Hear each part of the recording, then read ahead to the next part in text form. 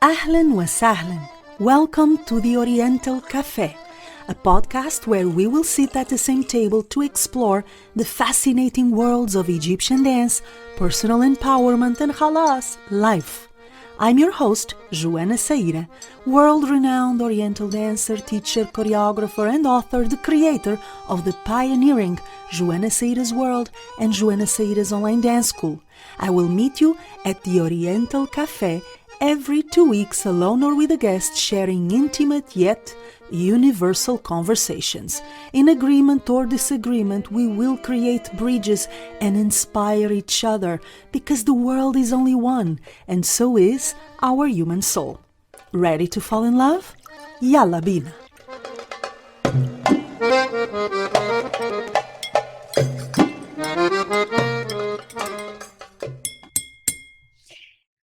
Welcome to a new episode of the Oriental Café podcast. I have Allegra Aleya Pena with me. We have met in Cairo. Actually, the last time I remember meeting you, and you're going to correct me if I'm wrong, was at the Nile Maxim? Or did we meet after that? Yeah, I think the last time we met was probably at the Nile Maxim, yeah. Well, I saw several of your shows, of course, but and then I remember you had some kind of course that you were doing also at a boat, and yes. I think it was on the that? Nile that we saw each other. So that's Cairo, that's Egypt. A lot has happened in my life, in your life. Oh my God. So welcome to the podcast. I have invited you because I know you have a very rich life. You are a very rich and interesting person, and you also have a beautiful heart. And for me, this is absolutely essential. So I only invite people I would like to sit with for a coffee, hence the name, the Oriental Café podcast. And I am very happy to have you here, Aleya. Perhaps happier than you thought, or happier than you think. Okay. Thank you for having me also. It's a pleasure. So I usually open the podcast perhaps with the most difficult question, which is, who are you according to your own perspective right now? And I've already mentioned that since we've last met in Cairo, so much has happened. Yes. So I'm supposing that you see yourself in a completely different light today than you saw yourself 10 years ago or 5 years ago. You are a dancer, you are a fashion designer, you have worked with healing, you have done so many things. But I would like you to introduce yourself in your own words as you see yourself in this exact moment and time. Okay. At this exact moment in time, so my name is Allegra Aleya, my belly dance name, Pena. And I'm completely multi-passionate, as you know. Yes. And I actually see myself right now more as a healer. I'm veering towards medical a lot right now lately. It's my passion. It's what I've studied since the pandemic started for the last 4 years. And I'm also just always, and I'm forever a businesswoman, and I'm always going to be a dancer in my heart, but I don't know if I'm going to continue to pursue dance as a form of making a living more than just popping in here and there, because I did that. So, and it's not easy. It's not easy, right? I mean, I was not planning to ask you this, but as you will see, a lot of the conversation will flow from your answers as usual. So while you were presenting yourself in your own words right now, it came to my mind the difficulty of turning dance, specifically Egyptian dance, into a business, into a full-time profession. yes. And how sometimes you can keep that passion alive. You can keep yourself as a dancer. As you said, you will always be a dancer, but not necessarily as a professional, because eventually all the downside that comes along with it, it's not easy. And it takes way more than just talent or creativity, passion. So my question is, what was the hardest part in being a professional Oriental dancer? Out of curiosity, for you? What was the Honestly, it was hardest how thing? am I going to get money? It was always how I'm going to get money. How am I going to make money? Doing what I love, you know? That's always the um when you do what you love, there everybody says do what you love and the money will follow. But it's not true because you have to have a lot of skills. You have to have a lot of skills. You know that. Now you got to do podcasting and you got to learn to write and you got to learn to interview and you got to learn to be on camera and you got to learn to, you know, have a business as a business. And where is your money going to come from? Are you going to develop shows, or are you going to develop festivals, or are you going to do tours, or you have to have a way to make money, and it's not easy. Mm. And sometimes dancers also don't like to mix business with their love for the dance. This is what I've observed. Yeah. That this combination between I have to make money out of this dance work with the dance work itself, which is what we love in the end, is not something that many dancers want to go for. And sometimes perhaps the best way is to keep it as a hobby or to keep it for yourself, you know. Yes. But let's go to your multi-passionate life. Okay. I'm curious to know, from all the fields you have covered, and you've already mentioned that healing is very much on the table right now for you. Yes. What is the craft or the art that fulfills you the most? And why? Is it healing right now? And what does it mean in practical terms? What do you do? Tell your audience, what does that look like and why it's so satisfying?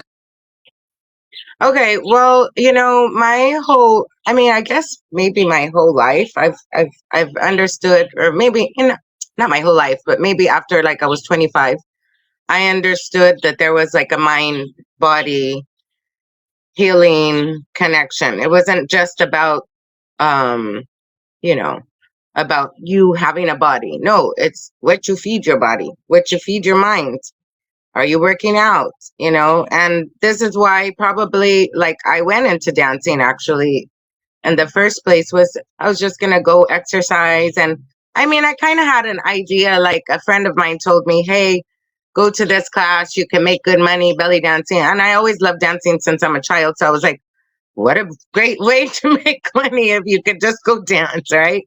So, you know, that was always a thing for me. Like, you know, I want to love what I'm doing. And the reason why I didn't work in corporate America and all that, because I did work in the fashion industry and movies here in LA for like 7 or 8 years. But it was so much work and it was really hard on my body and I couldn't dance and I was miserable, you know, and I would work like 16 hours a day and I would come home and I would get into my garage and I would start dancing, but I felt sick from standing all day and eating all day and working all day. But the only thing that could make me feel good was like dance. And I was like, I can't not dance during that time, you know? It was so hard for me to just not dance and to just work. And although I made great money and working in the film industry and everything, it just wasn't worth it to me. It was like, I don't care how much money you pay me. This is not worth it for, for now, you know? And yeah, so that was like a really big eye opener for me to say, no, I don't want this. I don't want to work and retire from this industry that probably will serve me really well financially and, you know, interest wise, because it was always interesting, but just the in the end, the hours were just too long for me. I was too exhausted. And if you're exhausted, you're not good for nobody or nothing, you know? So that was really like my eye opener for this industry to say, no, I don't really want this. So then I started to look for other things. Okay, you know, I can work a couple of days a week doing that because I'm good at it and I like it and it's stable, you know. And then I started to get into like real estate. So I was like, okay, because I love just moving. I'm not a person to sit down at all, ever. Plane rides are really, really, really hard for me because I'm so jumpy. I'm always moving. I'm always doing something. I got to do this. I got to do that. I get up. I go down. It's like, and this is my life here. Even at home, I'm always just like here, there, here, there, here, there. So that. So I need a work that can take me out, take me places, different things, different locations, seeing new things, experiencing new people.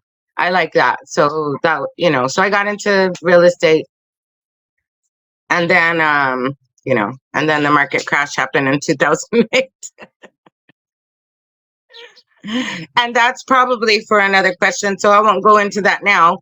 But yeah, so and I don't even know if I answered your question, but just My point I is, from those experiences, and what I get is what I already thought of you, a lot of movement, right? When I think of you, a few images come to my mind intuitively, right? And one of them is the movement, the need for movement, and the need for a variety, right? I get yes, the sense that you need variety, you need to be I'm right. stimulated. Yeah. Yes. So my curiosity is from these experiences, and I believe that every experience contributes to who we are, and every experience teaches us something. That's a cliche, but it's true. What led you into the healing work specifically? And what's so fulfilling about it? And how does that look like? Is that Reiki? Is that, Yani, let's imagine that I want to hire you, right? Your healing services. What am I hiring exactly? Tell us more about Okay. that and why it's so satisfying for you, why it's so fulfilling. Okay. Well, so one part of it is I've always really understood that food and health is very closely related, and that's something that we don't focus on at all in America, right? Nor do doctors focus on that anymore. So I always understood that, and then that led me to just research, like and research how I can heal myself. Because one time I had gallstones, and they wanted to do surgery on me. I didn't want to do surgery, so I said no. So I just looked up on the internet, what can I do naturally to heal my gallstones? And you can't eat this, you can't do that, you can't have coffee, you can't have fried food. And it was like all things that I love food too. That's another thing. I'm a foodie. I love food. I love, like, one of the best things for me is to just go to a really good restaurant and eat amazing food. I'm like, oh, this is so good. That's life for me. Yes. So I always understood the correlation between that. And then the last years, and like in America, the food was just, it was scary. It was getting scarier and scarier, degrading more and more. It's like so processed and so fried, and big gulps, and Coca-Cola this big, and like the hamburgers are this big, and the French fries are and it's poison for me. It's poison. So I started to research heavily and research, and then I would look at the back of things, and I would be like, why are they putting this in here? This causes cancer. Why are they putting this in here? This causes this and that and the other. And I was like, they're trying to kill us. You know what I mean? I do. Yeah. So then one time I came to California when I was living in Egypt already, and I went into a Walmart, and I was like looking at the cereal section. I was like, I can't eat anything here. And so that actually kept me in Egypt for so long, right? And so I was always, because I was like, the food here is, I can eat it. It's good. It doesn't make me sick. I don't get fat. I can eat anything I want. I don't have to watch my weight, count calories. Since I've been in America, I have to watch my weight. I never have to watch my weight in Egypt. I can eat whatever I want. I can go anywhere I want. So that was one thing that led me on my journey. My dad also was he was a herbalist. So not like a herbalist for a job or anything like that, but he always had health problems, and he used to like we used to go to Mexico and buy a bunch of teas, and he would have, like, he had a whole closet full of teas. So he was probably my inspiration for that, because we had books everywhere telling us, what is burdock root and what does this do and chamomile and that and the other. So that was always a thing for me. Then my dad was also he was a seer, like he could see. He didn't know really what his power was, you know. I mean, he knew kind of, but he didn't like it. But he thought it was from the devil. Mm. So he would put it to the side, but he knew, he knew things. He knew things. He saw things, and of course, he was very spiritual and with religion and God. He used to watch 24-hour Christian television. So that also, I was brought up like in a heavily Christian household. He didn't go to church, but he always watched television, Christian television. So, that was the way I grew up, and so, and all this. So it was like a mixture of spirituality with the herbs and all that stuff. He didn't believe in doctors. We were poor. We didn't have money. You couldn't just go to the doctor even if you were poor when I was a kid. Now you can't, but so we had to figure out how to heal ourselves. So Mm. that's what we did, and then he died at 59 from diabetes, and I was like, well, that was the food, you know. Yes. My mom, she was smoking. She's 80. She's still smoking, but he died at 59 because of food, because that's how, So that was the whole thing. And then, honestly, and I don't know if I should say this or not, but this is the truth. I'm very truthful. I'm sorry. This is the reality. I was smoking pot. I never smoked pot before, right? I don't smoke pot since I was like 16 or 17, because it used to make me super crazy. So I hated it.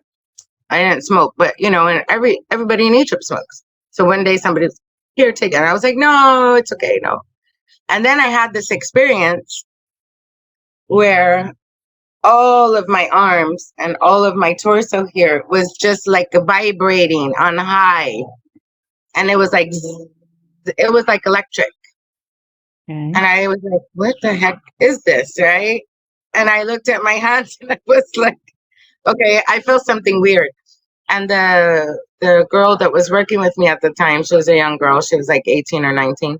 And I told her, come, I have to show you something. And I put my hands on her hands and she put them back like this. And I said, what? And she goes, what is that? And I said, I don't know. I don't know what it is. But I also have always had some kind of something, some kind of electrical something in my body. Like when I would get angry, the computer doesn't work or the phone doesn't work, or like, especially when I got anger, electric things wouldn't work around me. The car, the computer, I could run things out of battery. So I have that some kind of electrical power, weird Mhm. electrical power that I've always had, but I didn't know what it was. And then that time that I smoked and she had pain in her stomach, and I said, give me your stomach. And I put my hands on her stomach. And I just imagined through my breath that the pain was traveling through my body outside of my breath. And she said, the pain is gone. And I was like, what? And she was like, yeah, it's gone. And then eventually people started to come over and like and they go, oh, I have a pain here. And I said, oh, let me try and fix it.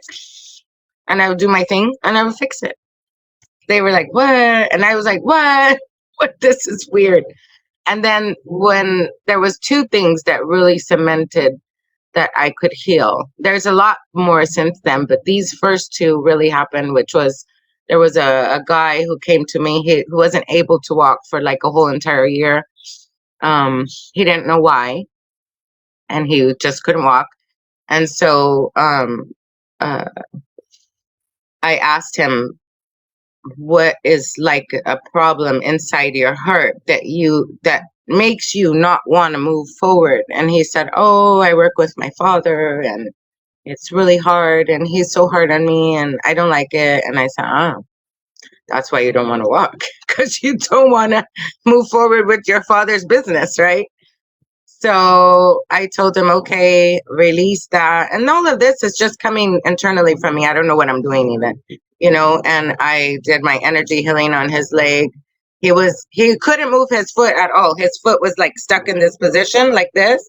And then I did healing on him, and he was able to move it like this. And I was like, okay. And then I said, okay, let me do massage. And although I was not trained ever to be a massage therapist, since I was a child, I was massaging my mom because she had pain all the time, and I was really good at it. You know, everybody told me I was good at it. So, because I'm fascinated and interested in the body, but because we also have pain, and we know where to touch ourselves to take that pain away, right? So that led to me integrating the massage techniques with, you know, the energy healing, just, you know, a hands-on energy healing. And the guy walked after like 1 hour. I gave him a massage, and he walked straight with no crutch, no nothing. He couldn't believe it. I couldn't believe it. Nobody could believe it. He was like, I have papers from doctors for the whole entire year. I'll bring them to you. Nobody can help me, and you help me. And I'm like, yeah. That's beautiful, but that's not what took you to Egypt, right? So I'm going to make a No, bridge no, here. no. That's not what took me to Egypt. What took you to Egypt, and what made you stay? Because one thing is traveling, you know, visiting, being a tourist. Another very different thing is living in Egypt. And you lived there for many years. It was a really interesting time because I came like a year and a half or 2 years before we had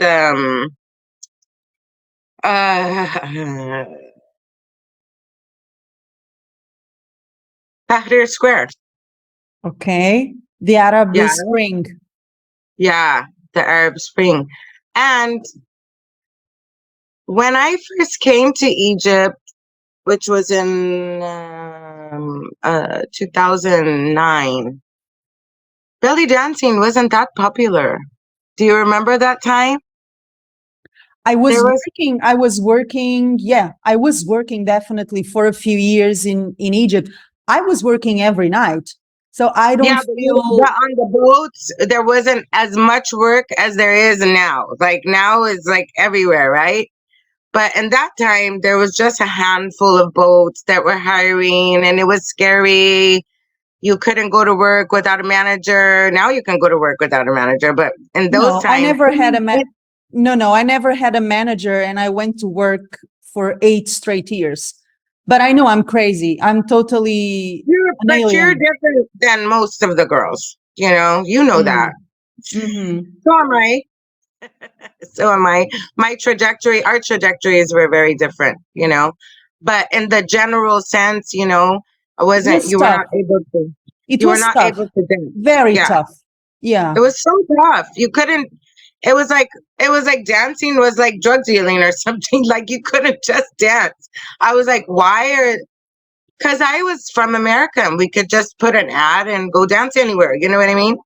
But you had to have a license, and it took a lot of time. It took months, and it was all these things. So, and then Arab Spring happened. So it was like, I went to dance. Okay, let's start because I'm all over the place, right? So I went to dance. But then Arab Spring happened, and then I was fascinated with the Arab Spring, and I was out there taking pictures, and I was out there on the first day, and I made a picture book about the whole thing. It was amazing.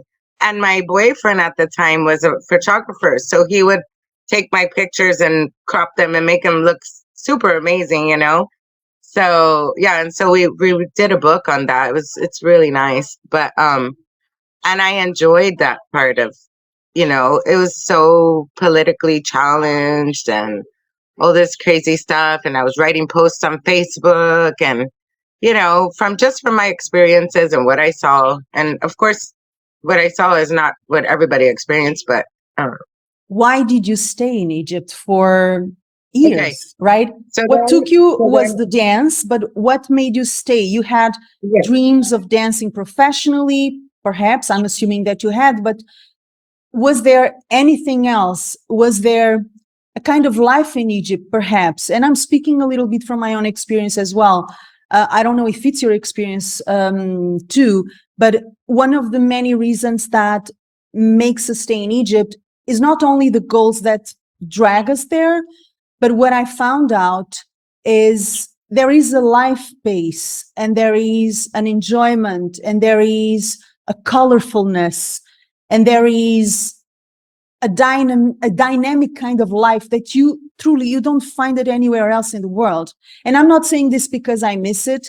I worked and lived in Egypt for almost 10 years of my life. I was very satisfied. And when I left fully satisfied for a completely different chapter.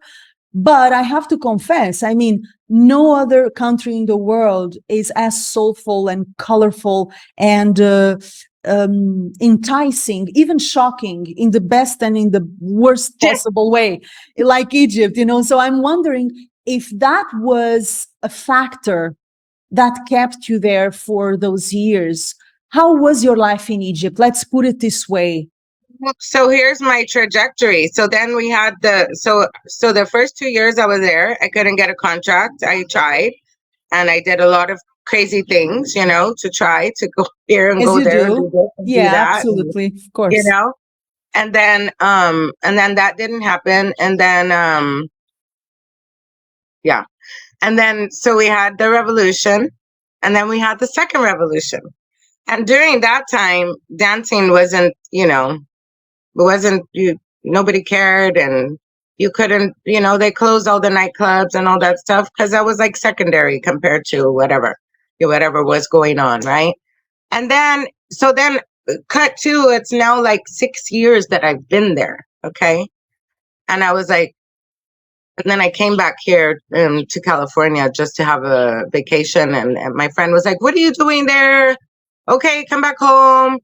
It's not, you've been there so long, you trained, you're a great dancer, you'll do really well here. Come back to California and make your group again and do this." And I was like, okay, cool. Yeah, I'm going to do that because I missed my home also, And then, and then what happened was, and during that trip, when I got back, I had two people offer me a contract.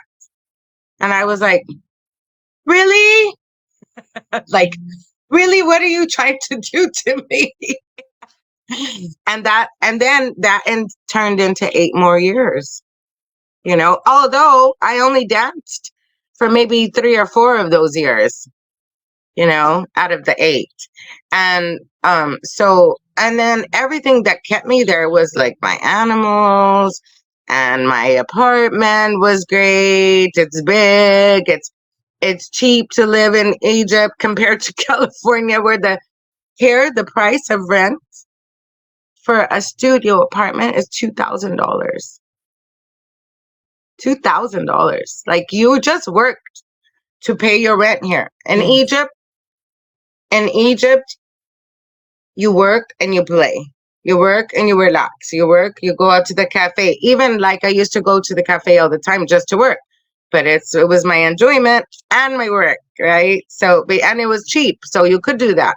Here, can't do that so much, So there was like a freedom that, even though it's a covered society and all this stuff, the freedom to do what you want, when you want, as you want, was easily accessible there, just because it was so, it wasn't expensive the way it, and now it's much more expensive, but back then it was great. So, and I stayed there, and it was, a lot of it was like I told you, I came back here one day and I looked at the Walmart and I was like, what am I going to eat here? I don't know what to eat, because I was afraid of the food too, and then, and then the reason that I came back, was because, my mom's getting older. I wanted to be closer, and I still have all the issues with the food. And I was like, okay, I'll work it out. We'll see what happens, so that's how I actually came back. But I was still afraid. I was terrified. And these last years, COVID did something to me really, and I'm sure it did it to a lot of people. It I lost my like confidence. I lost my passion for doing a lot of things. I lost my strength. I lost it was like weird. It was like, I was like, who am I? But where did where did Allegra that I knew, the one that you're talking about, that's so doing this and doing that and Hmm. brave and whatever, I was gone.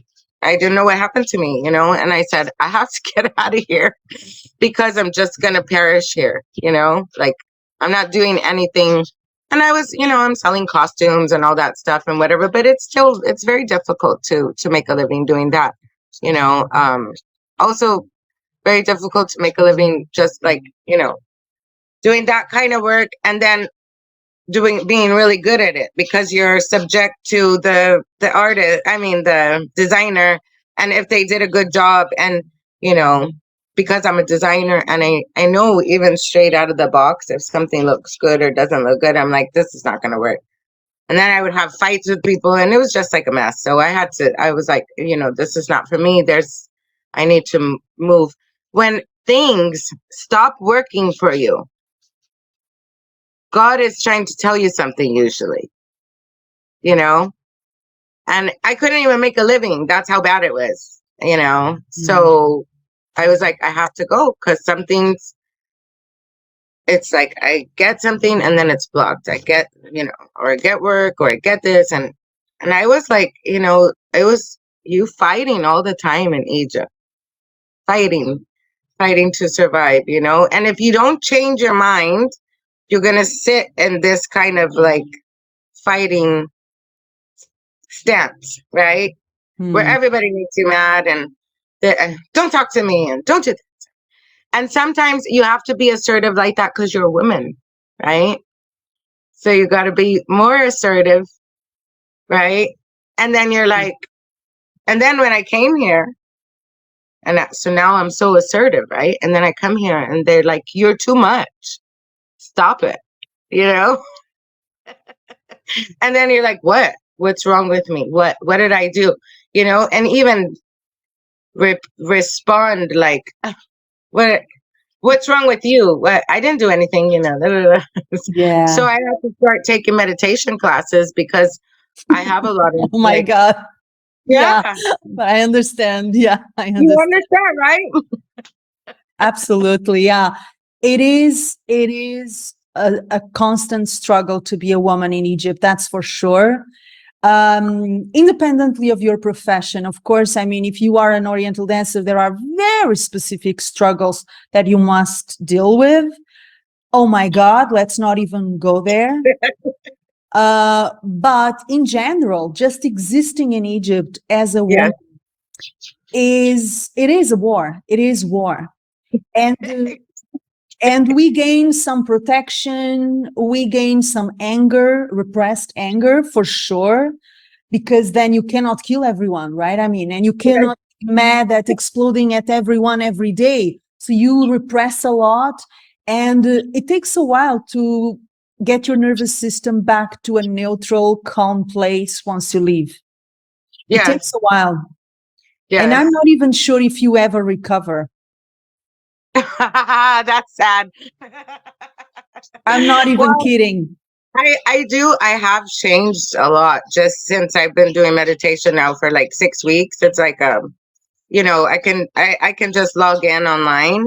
So it's really good. It's really easy. They make it super easy for you. They have a in place where you can go in session, but you can just meditate from your home also, on Zoom. So yeah, but it really helps. It's amazing.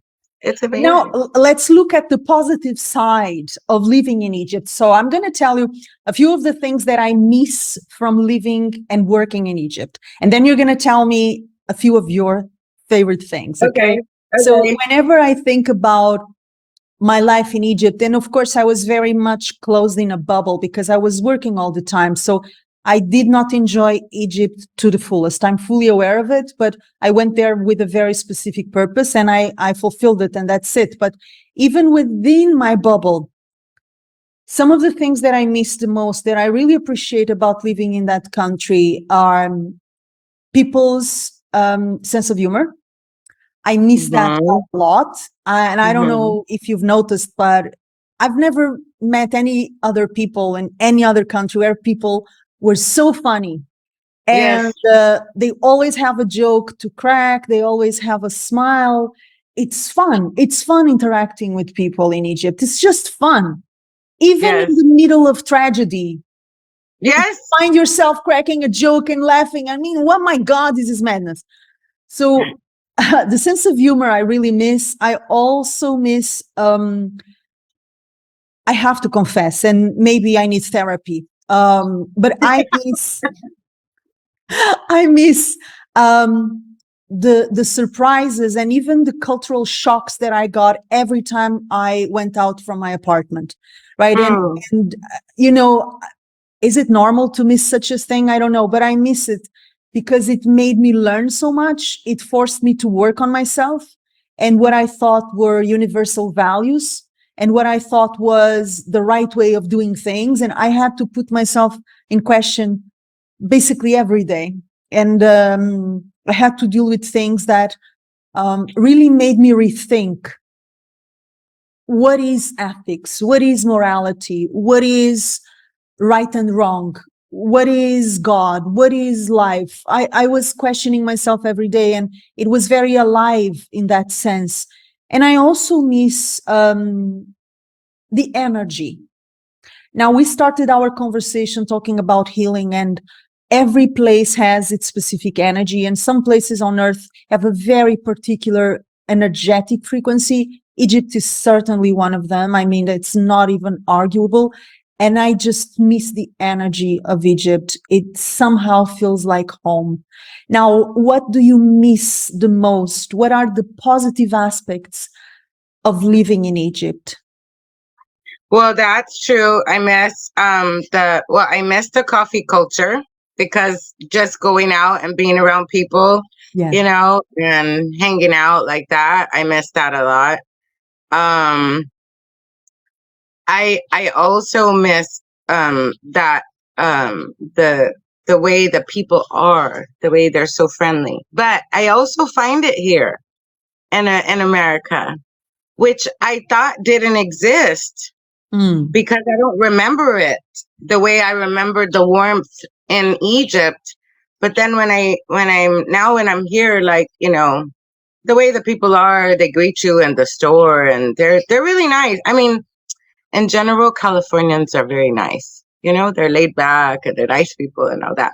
But I didn't remember that because it's been 14 years since I lived here, right? Mm. So, and then I didn't even come for like the last 3 or 4 years because of the COVID, right? So, yeah, I miss that so much. Um, you can agree or disagree, but I believe that a lot of Egyptian men are very handsome, and I like looking at them on the street sometimes. So, like, just like handsome Okay. guys. Fair enough. Fair Yeah. enough. It's the landscape. And having like getting in my car and going and you can see the pyramids, from your window, and driving over the Nile, which is like, these are things that I just studied about in school from 3,000, 4,000 years ago that still exist today, which is like crazy, right? And also like the energy, of course, because it is one of the pyramids of Giza are one of the energy centers of the world. So I used to go there also and meditate and take energy and all of that stuff. Those things are beautiful. The friends that I had there that love Egypt like because then we all have our own beauties, things that we think are beautiful, being able to go to the swimming pools over there and the beaches that are, it's just, and not spending like, we go here and spend $200 for a meal where I can have $100 and go spend 3 days in the beach in Egypt, you know? and have a freaking vacation and not do nothing. Like, that was so easy there. Now we have beaches here, but there's traffic and it's like not nice as the way it is in Egypt and all that stuff. So and what else do I miss? And, I miss actually all the animals being on the street and loving me and feeding them and seeing them, and they greet you and they're all happy, you know? Um, Has your life in Egypt changed the way you see Egyptian dance?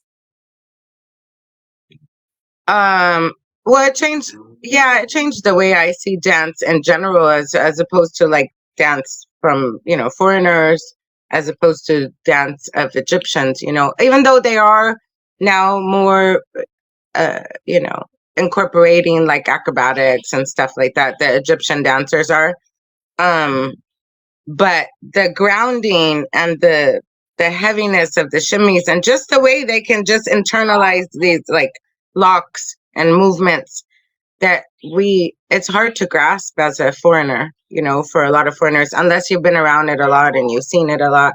I feel like I have some of it, but I don't have all of it, but I can fake it a little bit. So, but it's hard to get that into your body, but how you learn is going to parties and dancing with people at parties and dancing on the boats and just standing up in the middle of a restaurant to start dancing and things like that. And things like that don't happen, but actually I did that yesterday with some people.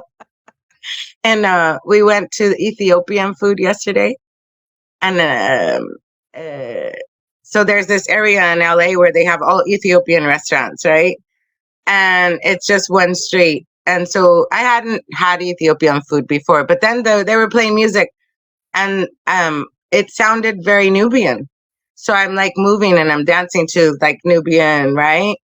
And then I asked the girl, I said, "Is your dance like this from your country?" And she's like, "No." And they did these little things like back, back, back, back, back, and this, the back, back, back. And it's all shoulders, and then like a little, which is hard to do. I can't do it, but it's beautiful. And so we were dancing in the middle of the restaurant yesterday. So I kind of brought some Egypt home to me. I was like, show me how to dance, your dance. And it was really nice because it was African and it's similar, and they're loud and they're fun, and I was like, oh my God, I miss Egypt, There is an aspect of Egyptian dance and other kinds of dances from specific cultures, like flamenco, for instance, or African tribal dances. And there are many kinds of African tribal dances. Classical Indian dance, and also you have different kinds. You have Odissi, Kathak, Bharatanatyam. I mean, every time you have a dance, which is a very strong feature in a specific culture, it takes a lifetime, or I'm exaggerating perhaps, but it takes a while of total immersion for you to get it, because it is a reflection of the identity of that country. What you were referring to, that Egyptian dances have a way, right? It's a way. It's not the movements per se, because everyone is doing the same movements, right? Yes. It's a way, Yes. something. And that something is a direct reflection of the culture and the identity that foreigners naturally don't have, because if you were not born there, you were not raised there, you either have a time of assimilation, and even though many dancers have danced in Egypt and they don't have it, so that's not guaranteed that you're going to absorb it and you're going to awaken that in you, but it's usually because it is a cultural thing. And this is something that I feel dancers in the West don't get. They think that Egyptian dance is just about memorizing a choreography, or it's about memorizing the movements and the steps, and it's good. I'm done. But it's not. You're not done. No.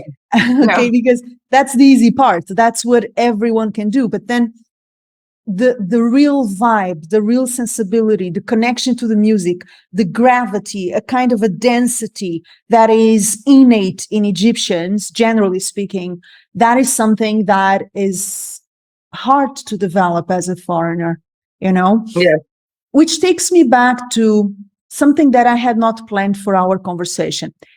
You have gone through so much, coming and going, dance work, California, Cairo, back and forth, healing work, real estate, oh my God.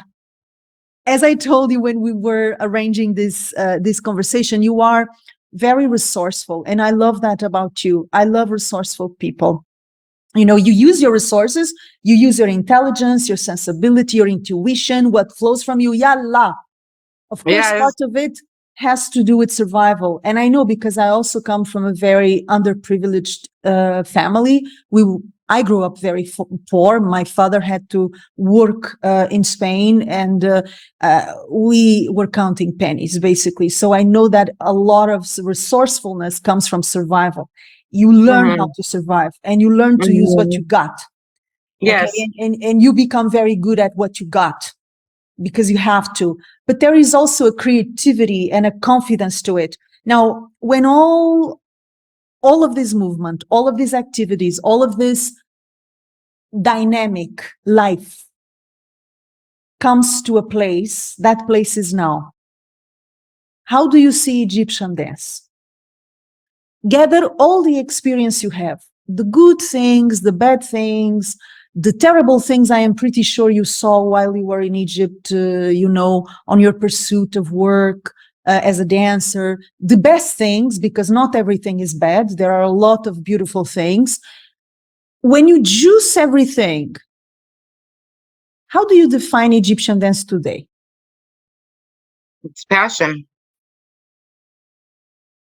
It's just passion because we just really do it.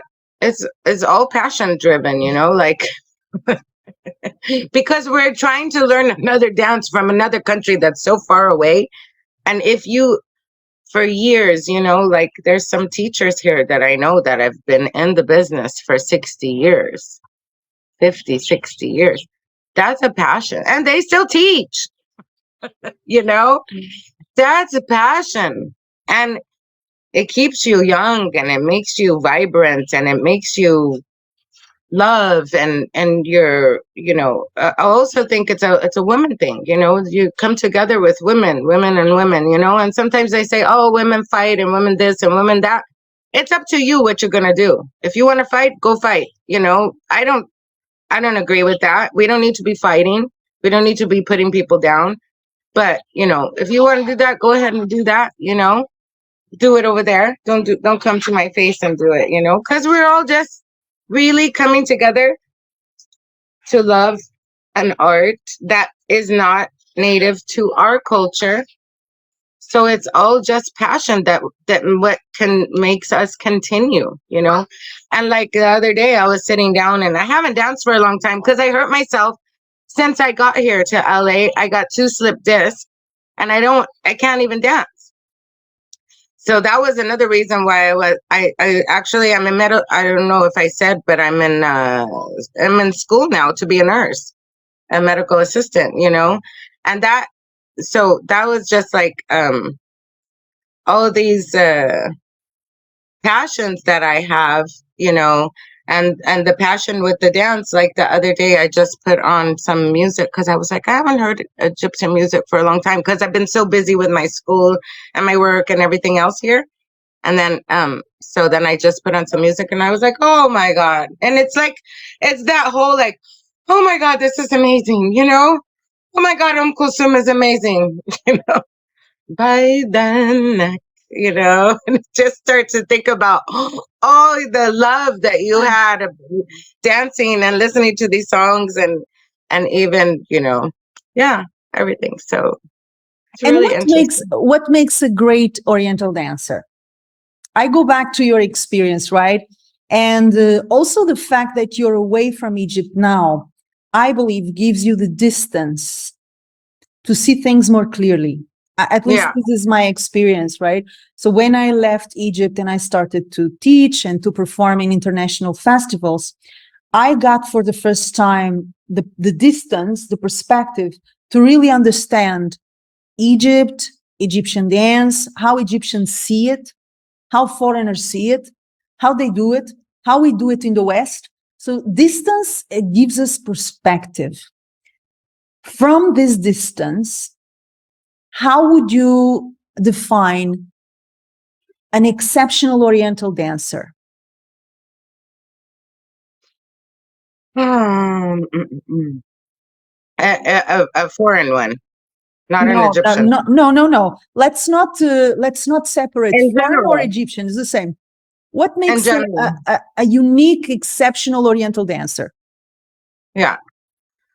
Oh wow, that's a big question. I think that it first of all, it definitely is deriving from passion. It's not just look at me, see me, all that stuff. No, you want to get into the music. You want to get into the steps. Why does that look like that on her? Then it doesn't look like that on me. Like figure it out. Like there's always something to figure out. So I think the things that make a really good dancer different from just any dancer.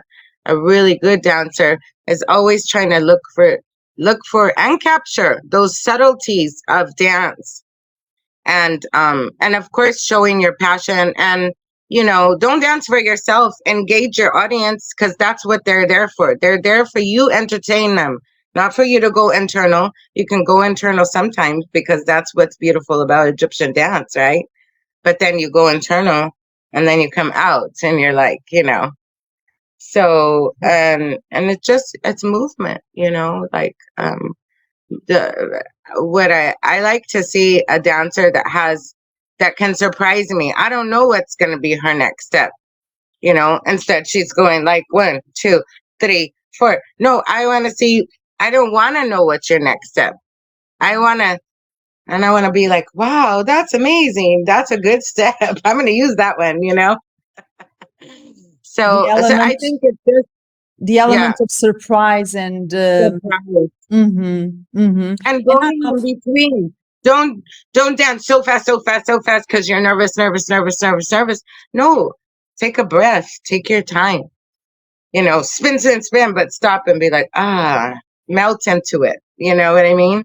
that time for breathing actually used to be, it's not anymore from what I've seen, but it used to be one of the qualities of great Egyptian dancers. They had that timing, they had the confidence and Yes. the groundedness to take their time, not overdo, as Yes. opposed to foreigners who usually overdo. It's very Yeah. overwhelming and it's stressing. Yeah. And now things are changing because also Egyptian dances of this generation are getting faster and more Yes. overwhelming. The music is changing. The music Yes. is changing. The music Yes. produced for dance these days is very fast, very overwhelming, and there is a tempo, there is a timing that I personally love in Egyptian dance that is slowly getting lost if Yes. dancers don't counteract it. So as you were saying, it's important to take a breath, right? I mean, to Yes. to enjoy what you're doing, to savor what you're doing, Savor. Exactly. as opposed Savor to that just movement. Savor that moment. Savor that movement. Yeah. mhm. Don't just don't just try to jump around and move and move and move. We don't want to see acrobats. I want to see you. I want to see your soul. I want to see subtlety. I want to see feminine movements. I want to see beauty. It's not gymnastics only. Although it's nice, but it's not that only.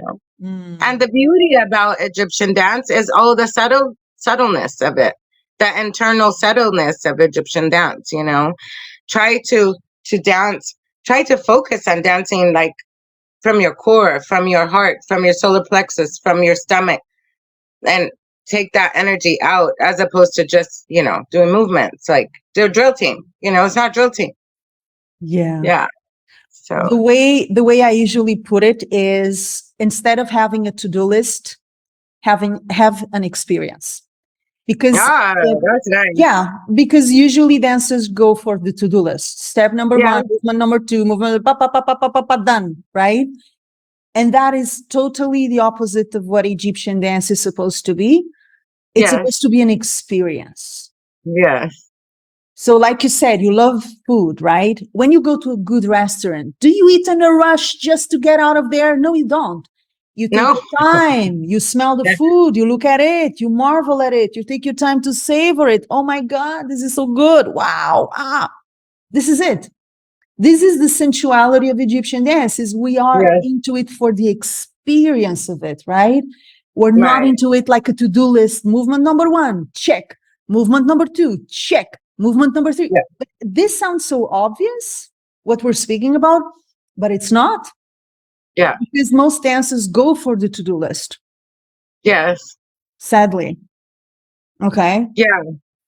Yeah, and don't know, like, I was critiquing one of my friends one time. She was like, please critique me. And I was like, okay. And she started to do this like arm movement and coming out of nowhere. And I was like, and it didn't even fit with the music. I'm like, why are you doing that? She goes, I don't know. She saw it too. She's like, I don't really know what I was doing there. Cause she's just like, oh, do these arms and do this head, Yeah, And I was like, no, you have to be slow. Take it easy, fill it in. there is a long way to go in terms of Egyptian dance education, a long way to go. And the long way to go in terms of the sensibility, right? We're talking about the movement, taking your time, but we also have to talk about the connection to the music. And it's not just an intellectual connection. This is something that I find dancers of this generation usually lack. They may understand the music intellectually. Yani, I know what song this is, the style, the names of the rhythms, the mekamet, whatever, yani, you name it. Khalas. But they don't have an emotional listening experience with the music. They don't feel it. They don't feel it. And they think, no, I know what this music is, so I'm good. That's enough. No, it's not enough, and it's completely different. I may know how to listen intellectually. Okay, this is Kolthoum, right? You mentioned Baida Annak. Okay, I recognize Baida Annak. I know what comes after. I know the instruments. I know the rhythms. I know. But if I don't feel it, I am not an Oriental dancer.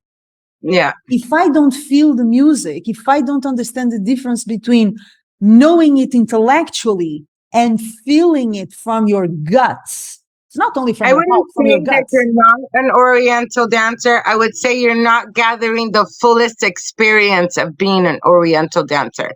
Because we can't say somebody's not an Oriental dancer, especially if they studied for like 10 years and but there's something else that you must take this. It's a feeling. It's an internal thing, and it's tarab.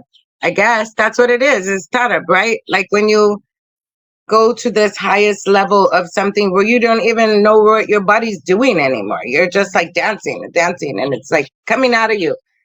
And you don't have to think about the movements. You just do the movements. And it's good because you feel it. You feel it with the music. Yeah. So that for me is like, I don't really like to say, oh, well, you're not doing Oriental dance because you just don't get it. Because a lot of people, maybe they're never going to get it, to be honest with you. We got it because we lived in Egypt, but it's hard to get. I have to say that for sure. 100%. It's a hard thing to capture, So you mentioned tarab, and I'm going to close with tarab. Also not in the plan for this conversation, but I think it's interesting. So when we speak about tarab, we talk about transcendence. We talk about somehow an out of the body experience. We talk about a blissful, peaceful experience. I call it the return home or the return to your soul. But we can experience tarab through music, through dance, and many other ways, right? My question is, how do you experience tarab these days? I said through food, through nature. Oh my goodness. Nature is one of the things that brings me back to me the most, and also nature and animals. And all animals, not just my dogs and my cats, no, birds, bugs, everything living, I don't kill anything anymore. The only thing I kill are mosquitoes, because I hate them, and ants, because I don't like ants all over my house. I don't even kill cockroaches anymore. I pick them up and put them outside. because all of these things for me, the nature is like so beautiful. Like if you, and when I'm sad and when I don't feel connected and when I feel weird, I'll take a flower and look at it, really look at it, and look at it's amazing. They're wonderful. Like flower, a bug, anything, just all the intricacies of nature, all of this, that everything, every cell, every line, every round part, every foot, every eye, that just all goes together, right? And that becomes this little thing or this big thing, right? And so, and even the plants, because they all have, they all have, for me, they all have feelings, because it's energy, right? So those are the things that really bring me back to Tarap when I need to, if I'm not doing it through dance and music, it's through nature, just the wonder and the beauty of nature. The beach, the seals, when you go to the beach in San Diego and they're just right there, and you see their eyes and they're so happy. And, I don't know, it's just amazing. So that's how I bring myself to Tarap, and also with food. I Yes, love food. I I love get that. food. Yeah, it can be a transcendent experience for sure. Yeah.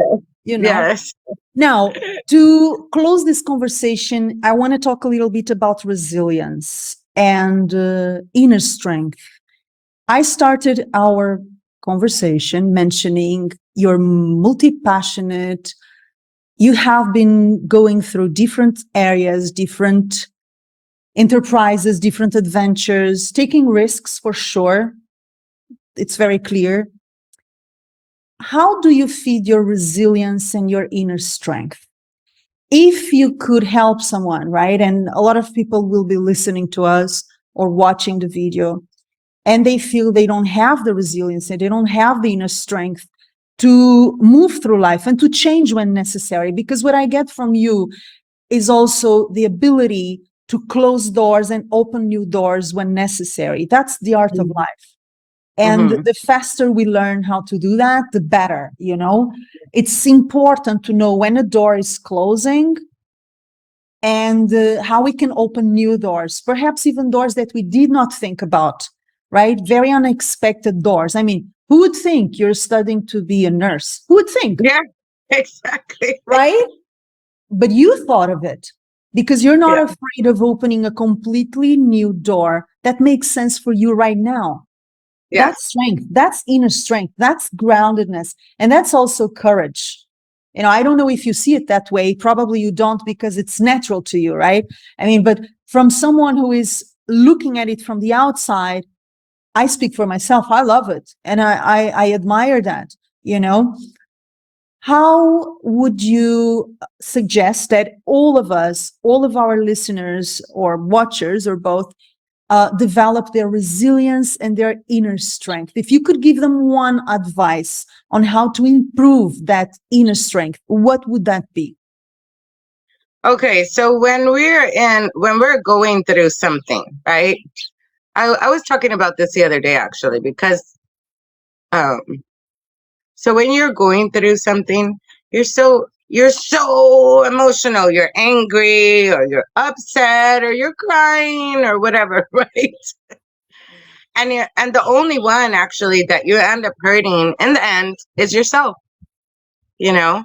There's so like in any kind of trial in your life, and that's also going back to like the Egyptian stuff. They laugh at everything. That's Oh, what yeah. I do.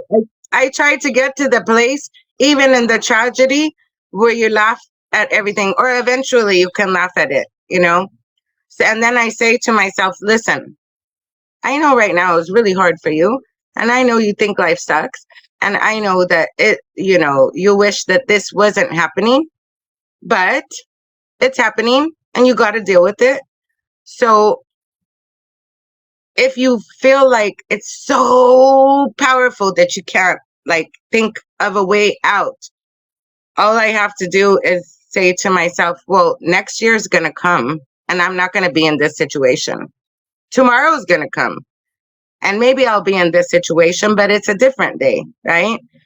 So we never, if you don't focus that you're always going to be in that situation, and there's always beauty and light on the other side. And even through all the pain, through a death, through a tragedy, you will learn many, many things. Like, when I came here to California, I came to work with a friend of mine.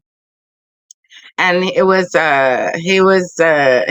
has a business selling, like heirloom tomatoes to restaurants and things like that, like nice, fresh produce. And I was going to help him. I didn't know he wanted me to do sales. That is, even though I'm a salesperson, in-person sales is not my thing. I can sell costumes because I love costumes, because costumes and me, that's like my passion. And I'm like, and I know what looks good on people because I'm a designer, right? So I can sell things like costumes. Having to just be a salesperson for something that you don't necessarily really care about, even though I love food, right? And so I thought it would be a good match for me, but it didn't. It ended up not being a good match. And then I was like, what am I going to do? I got to get out of here. And then I came, and then after like 2 months, I left him and I came to this woman that I work with now. Now I'm a home health aide in somebody's home, which basically makes me like a maid and a mom that I never was and I never wanted to be, even though I never wanted to be a mom and I never, and I never wanted to have like house duty and all that stuff. But I'm good at it. And I'm a caretaker. I take care of animals. I take care of people. I always tell them about health. I do this. So for some reason, I always had this thing like, I don't want to be a mom. I didn't want to screw up my kids, or I didn't want to have kids that I really wanted to kill. like I wanted to kill myself when I was growing up. I was like, I don't think I can take that. I'm not going to have kids. So anyways, and I came here and I was like, I used to have a maid. I used to have people cook for me. They cleaned my house. I was freaking working in Egypt. I went and danced for the king in Qatar. And now I'm a fucking housemaid. And I was really upset about it, right? And then I started to say, no, but it's good because I have time to sit and think. I don't work 24/7. Yes, I'm on call for like 12 hours a day, right? It's a hard job. It really is. But I'm not always doing something. I can sit in my room. I can study. I can do things. So this is one good thing about it. Then it started to me to be like, okay, maybe I can find a school that will work, even though I'm working full time, 7 days a week with this woman. And I found it somehow. And I was literal, like, I walked into the school and within half an hour, I was signed up with my paperwork for my financial aid, with everything. And I was like, I'm going to school in a week, you know? And then I said, also, so now I have this whole new trajectory where I can start to think about other things like this, you know? And you just keep putting one step in front of the other. Don't get bogged down on, oh, fuck, I hate this. What happened to my life? I did. I was there for a minute. What happened to my fucking life? What happened? But no, it's good, you know? Um, and then my car broke down and I had to get a new car. And I was like, oh my God. And I'm going to go buy another car that's not going to work and, pay $5,000. And then it's not going to work in 6 months. So I said, no, I'm just going to get a good car. I'll make good money. So now I have a new car. I love that car. It's like, so everything's now starting. And also I started to be calm about everything. I didn't, when crazy things happen, oh, you didn't get paid this week. Because I had a lot of stuff. Like, I worked for 3 months before I ever even got a check. And then when they sent the checks, they lost all of them. All of them. After 4 months, they sent my checks and then they lost all of them in the mail.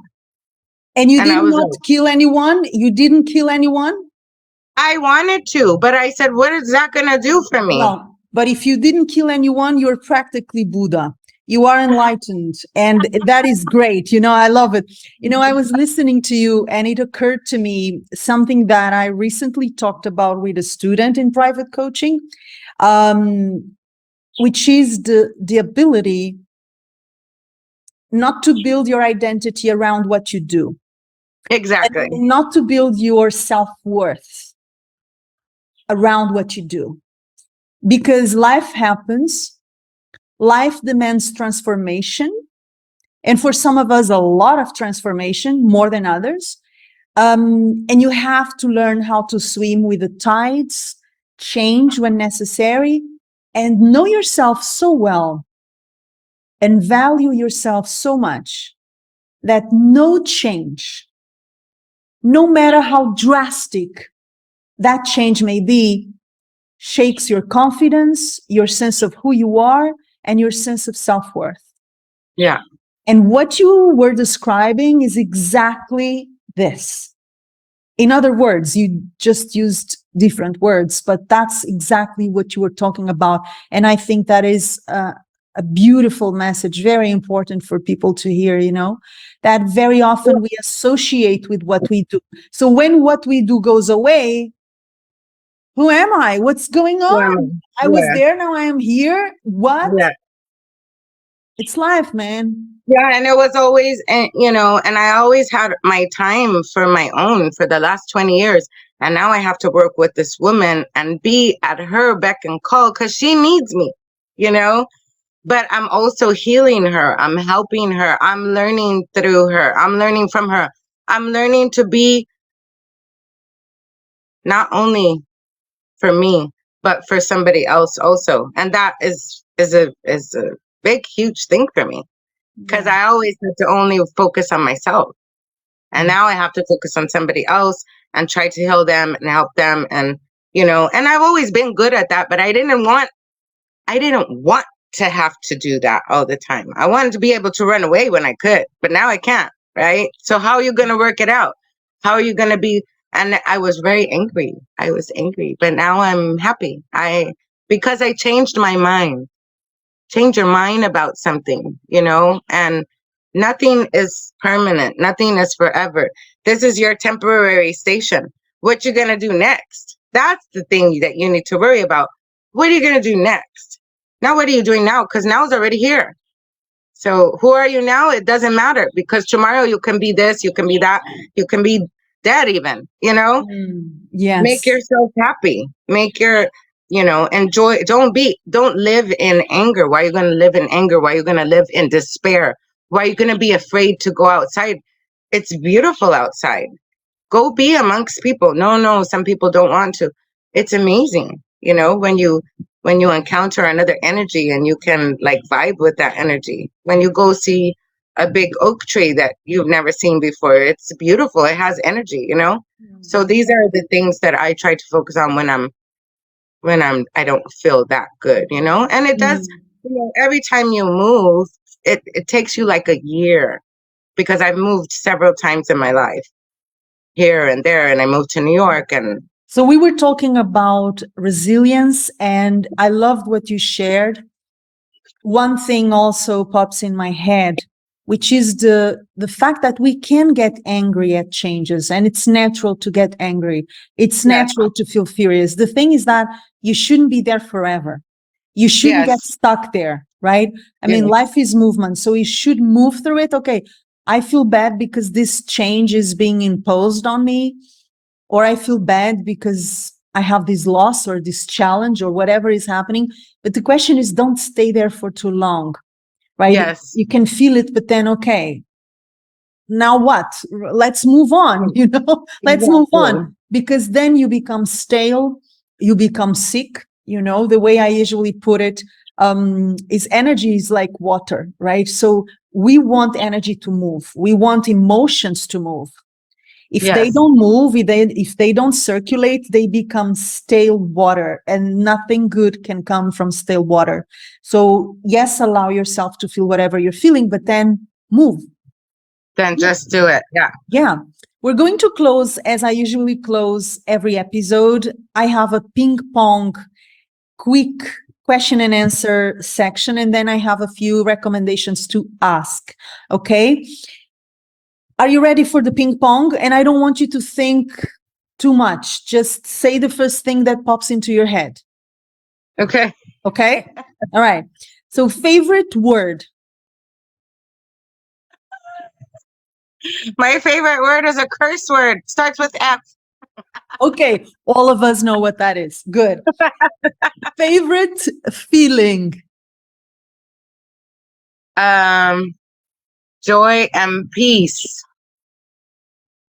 Favorite food. Sushi. Favorite music. Arabic music. Favorite place. Bali. It's one of my favorite places as well, where I met my husband. Can you believe? Oof. Yes. Oof. The nature there is amazing. Yes. Yes. So beautiful. It is very special. Talk about places with a very high frequency. Bali is certainly one of them. Yeah. One wish for yourself.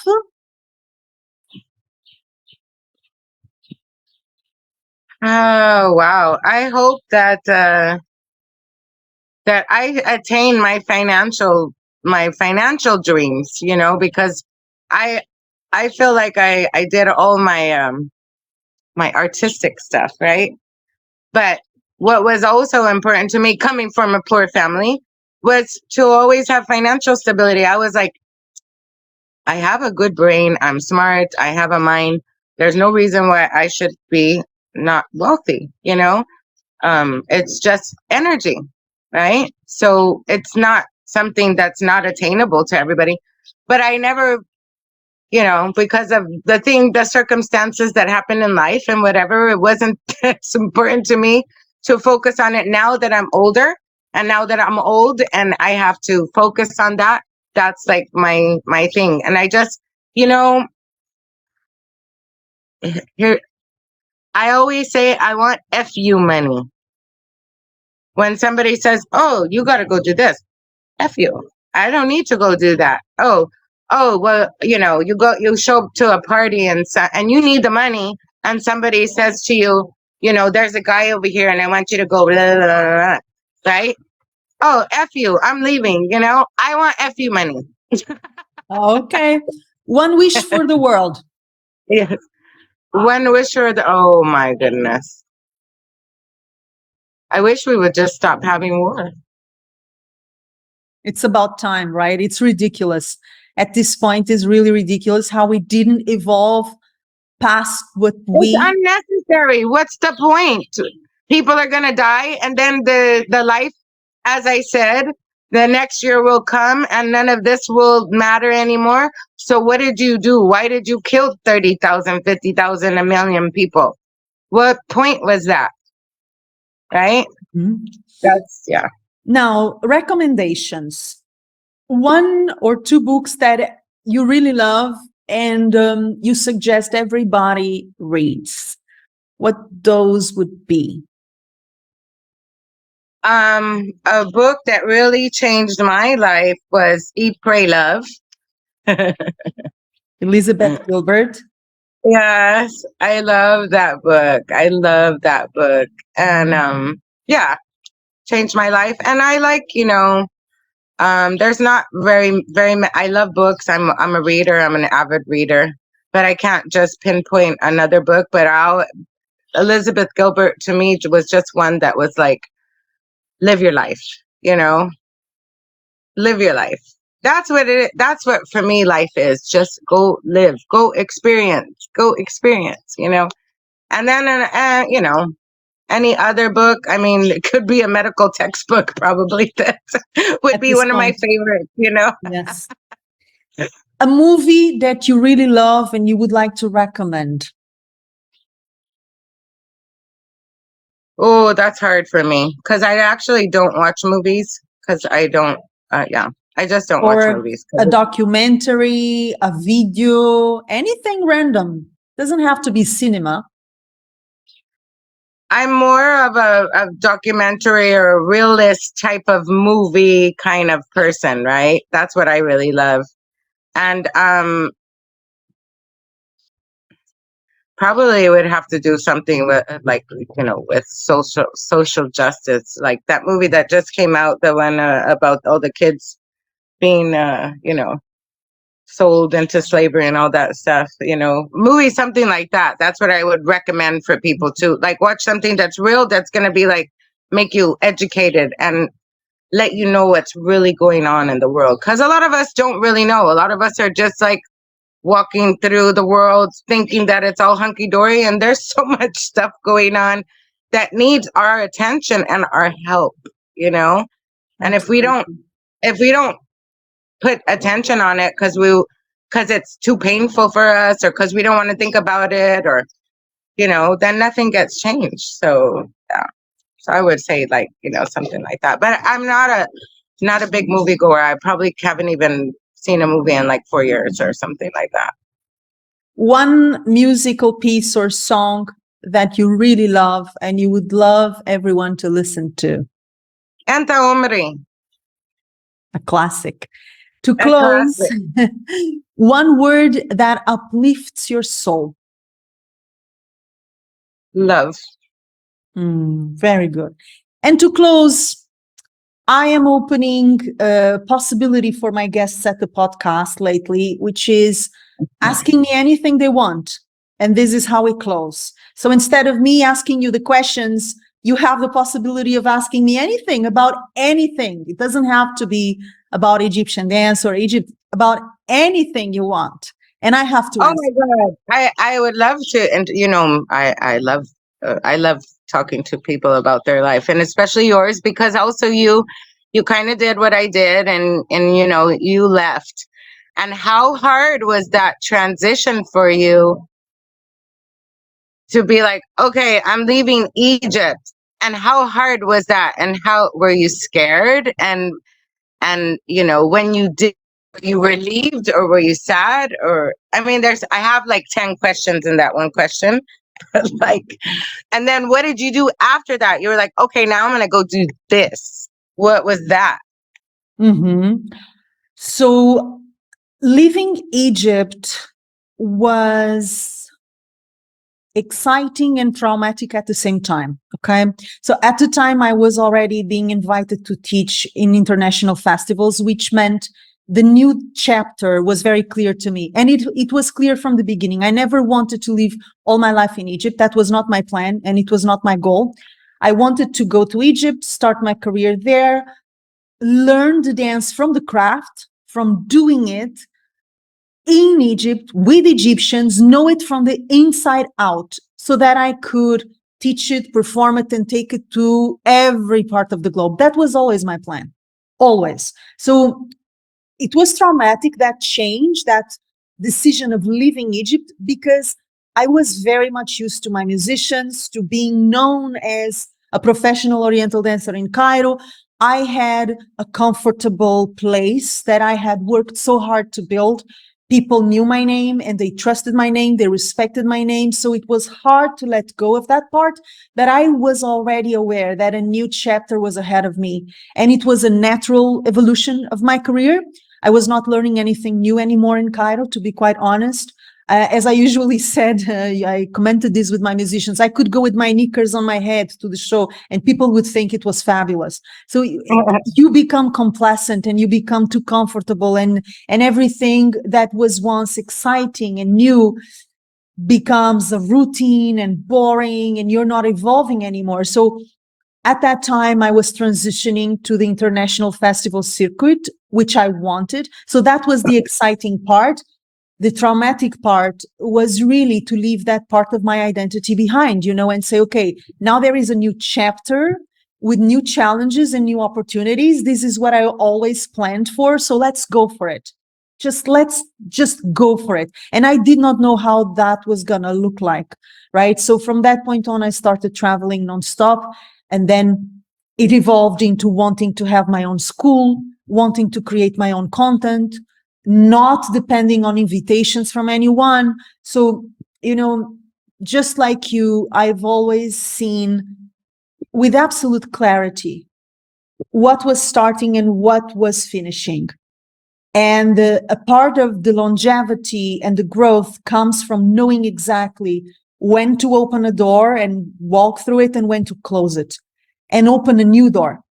What is the next step? What is the next stage? What can I do next that is going to make me expand even more? Right? So for me, it was exciting and traumatic at the same time. It was not a unidimensional experience. It was very confusing and very intense. Of course, I missed my musicians so much. I still miss them. I knew I was going to get away from Mahmoud Reda, with whom I was a dear friend, and he was my family. So that hurt me. That personal side of it really hurt me, because I knew that I would probably never see him again. And I never saw him again. And that was very heavy on me. It still is heavy on me today. That really hurt me. But otherwise, I knew I was starting a brand new chapter of my career and of my life that needed to happen. Yeah. It was a drastic change, but it needed to happen. And of course, there was no work at the time, as you know. So I left 2013. The Arab Spring had happened. Everything closed. Musicians were out of work. I was out of work. I said, okay, I'm a professional dancer living exclusively from dance. If I cannot do my work every day, well paid, in good conditions as I was doing, what the hell am I doing here? Let's go. Let's move. So this is it. It was a big jump into a new chapter of my life. And I'm very grateful that I had the guts to say, yes, let's move forward. I'm very happy for it. Did I answer the question? Yes. Okay. Aleya, thank you so much for this conversation. It was lovely, wonderful. I wish you the best. As I told you when we started talking, I admire your resilience, your intelligence, your creativity, all your trajectory, but most of all, I admire your beautiful heart. And I say this honestly. And I don't say this like it's a minor detail I like about you. No, it's rare. And I think it is precious. So I can only hope your next chapter, whatever it's going to look like, is as beautiful as your heart. Thank you. I appreciate that. That's what I wish. And thank you so much for being here. I am going to invite everyone to comment on the episode, join the podcast newsletter. You already know how it all goes. And I will speak with you soon, hopefully. Oh, I did want to say one thing before we left, because you asked me what, about the world. And what I have seen in my life and seen coming back to America, is that, people are half-assing everything.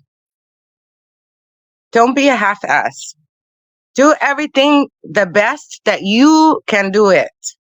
The exact best that you can do it. And it takes longer, and, it looks like more work. And, if you're going to school, be the best student. If you're going to dance, be the best dancer that you can be. Exactly. If you're going to have a job, be the best in your job that you can be, because the only way that we get out of this mess that we're in is if we all exceed our expectations of ourselves, right? And it's never too late. So exceed your expectations of yourself at no matter what age, where are you? There's nothing ever, be better. Be better than you were yesterday. Beautiful. That's what I think that people really should focus on. Be better. Be better and be more compassionate, because, and especially now with all this stuff that we have between the, like all the, Democrats and Republicans and it's going on in every country, right? And everybody's fighting about politics and all that stuff. Don't fight. Why are you fighting? Try to understand the other person. It's not necessary to fight. Try to understand. Be compassionate. And then maybe we can grow together instead of growing apart, because that's what is happening right now. Absolutely. That's a gorgeous message to close. Thank you so much once again. Thank you. And all the best, my dear. All the best to you. Thank you. Bye.